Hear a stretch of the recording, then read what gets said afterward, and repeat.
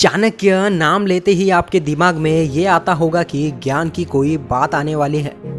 बात बिल्कुल सही है दोस्तों, लेकिन जहाँ तक मैंने आचार्य चाणक्य के बारे में पढ़ा है, उन्होंने अपनी चाणक्य नीति में जो भी नीतियाँ लिखी है वो जीवन के सत्य पर आधारित है, यानी कि प्रैक्टिकल ज्ञान पर बेस्ड है। तो आइए आज यहाँ उनकी एक नीति की चर्चा करते हैं।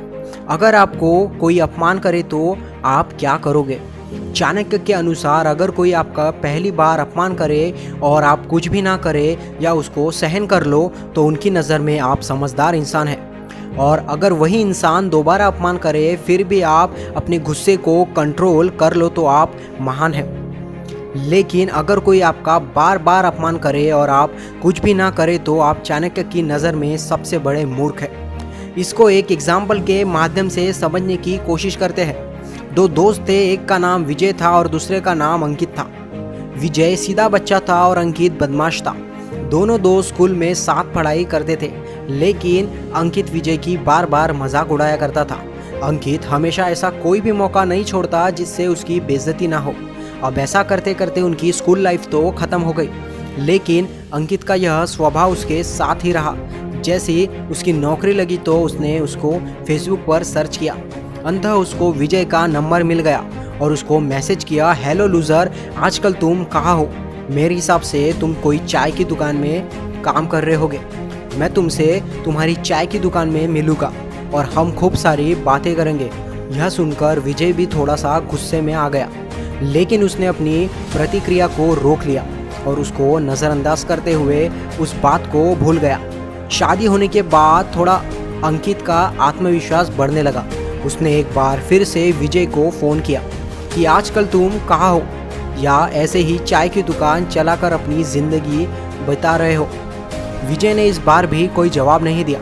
थोड़े दिन बाद विजय को एक बेटी हुई।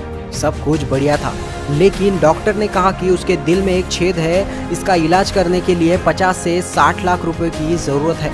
विजय की तो ऐसी की तैसी हो गई, क्योंकि ना तो उसके पास कोई लाखों रुपए वाली जॉब थी और ना ही उसके पास इतने रुपए थे जिससे वो इलाज करवा सके। मतलब कुल मिलाकर विजय के बस की बात नहीं थी। उसने डॉक्टर को मना कर दिया कि उससे ये सब व्यवस्था नहीं हो पाएगी। लेकिन अचानक एक दूसरे डॉक्टर ने केस को गंभीर मानते हुए ऑपरेशन फ्री में कर दिया और अंकित को यह सुनकर बहुत खुशी हुई और इंतज़ार करने लगा कि अब ऑपरेशन ख़त्म होगा और कब वह अपनी बच्ची एवं उस डॉक्टर से मिल पाएगा। फाइनली इंतज़ार की घड़ी ख़त्म हुई और डॉक्टर विजय और उसकी बेटी अंकित के सामने आ चुके थे। अंकित की आँख नम थी और बेटी को लेने के बाद उस डॉक्टर के पैरों में गिर गया। आप समझ सकते हो कि ऐसा क्यों हुआ। जिस डॉक्टर ने ऑपरेशन किया था वह डॉक्टर विजय था, वही जिसका विजय पूरी जिंदगी मजाक उड़ाता रहा। अंकित ने पैरों में गिरकर माफ़ी मांगी क्योंकि वो शर्मिंदा है अपनी हरकतों के ऊपर कि उसने जिस दोस्त की इतनी मजाक उड़ाई है वो आज काबिल है। उसने उस दोस्त की मदद की है जिसने हमेशा उसका मजाक उड़ाया। उसने कहा कि विजय, मुझे माफ़ कर दो, मैं तुम्हारा एहसान नहीं भूल पाऊंगा। लेकिन दोस्त ऐसा नहीं है, यह मेरा फ़र्ज था और दोस्त होने के नाते मैंने तुम्हारा साथ दिया। लेकिन जब अंकित ने पूछा कि जब तुम्हारे साथ इतना बुरा होता है तो तुम क्या करते हो, तो विजय ने जवाब दिया कि जब तुम मेरी मजाक उड़ाते हो तो मैं हमेशा सकारात्मक नज़रिए से अपने गुस्से को सही दिशा दिया करता था और आज तुम्हारे दिलाए गुस्से की वजह से ही मैं इतना बड़ा बन पाया हूँ कि मैंने अपने गुस्से को सही दिशा देना सीख लिया है।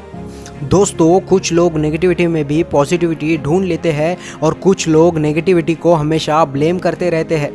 आशा करता हूँ कि आपको इन बातों का मतलब समझ में आ गया होगा और अगर चाणक्य नीति को आप अपने जीवन में उतारते हो तो यकीनन आप भी एक दिन उस मुकाम को हासिल कर पाओगे जहाँ पर आप जाना चाहते हो। अगर आप आचार्य चाणक्य की और भी नीतियों को जानना चाहते हो तो हमारे चैनल को सब्सक्राइब कीजिए और आपका कीमती समय देने के लिए आपका तहे दिल से शुक्रिया।